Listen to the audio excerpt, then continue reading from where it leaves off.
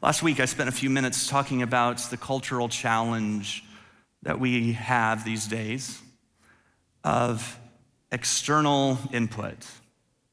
Lots of external input, lots of screen time, and I talked about how there's this correlation between the more external input we have, the less internal reflection we tend to do.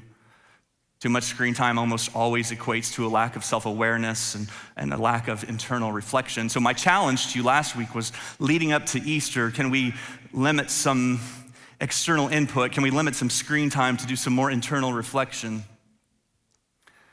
And after I finished preaching on Sunday, I had to catch a plane. I was going to speak somewhere. I was texting with my wife about the sermon Sunday morning. I'm gonna read to you what she texted me, but first what I want you to know is before she sent this, she sent me some nice things, okay? Before she sent me what I'm gonna read to you, she gave me 3 or 4 things that she really liked and appreciated.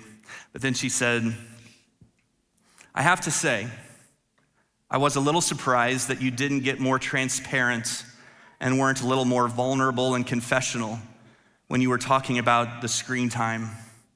I do think your sermon was great and something we all needed to hear.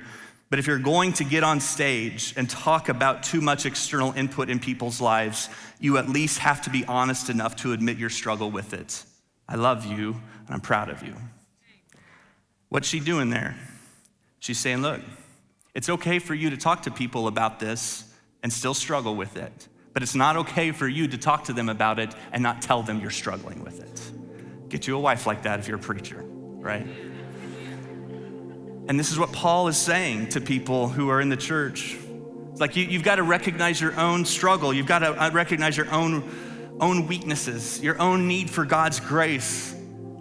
Because otherwise what you'll end up doing is just putting all the attention on what other people need to do and how other people need to change, and you're gonna miss out on the transformation that he wants you to experience. And so I wanted to fill up my own sign this week. A lot of things I could have put here, but it said often distracted, inconvenient, or inconsistent rather, sometimes hypocritical and proud. But by God's grace, really, it is by God's grace, I'm learning to be present and intentional, and I'm growing in vulnerability and consistency. Like this is it, this is the journey.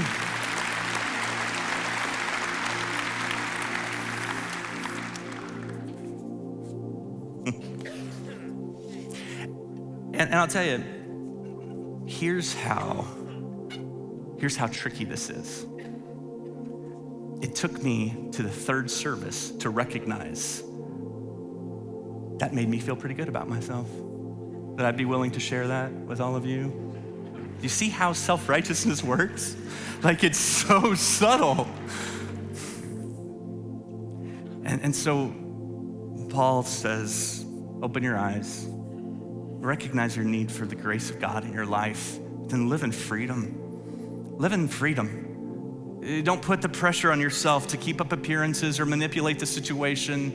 Don't put the pressure on yourself to try to earn it or deserve it. Instead, put your hope in God's grace. When you walk out, you'll be given these little pieces of cardboard, and I'd love to challenge you to participate in what we've done here today, for you to write on here the front and back of your own journey of transformation. For some of you, you're right in the middle of it. It's not there yet, but you're growing in those things. That's okay. Write that down. I'd encourage you to share it with someone, maybe post it or put it on your fridge. And maybe for some of you, it's just the front side. Like you know an area that you need to surrender. You know an area that is out of alignment with God. You know something you need to repent of. You know where you need to say, God, this part of my life right now is broken. And you don't know what to write on the other side yet. But you confess this to him. You write that down and you say, God, I'm surrendering this to you. Would you please show your grace? Would you please redeem? Would you please rewrite my story? And that's what we want to be true for all of us. Over 500 people across our campuses this week stood up and flipped a sign.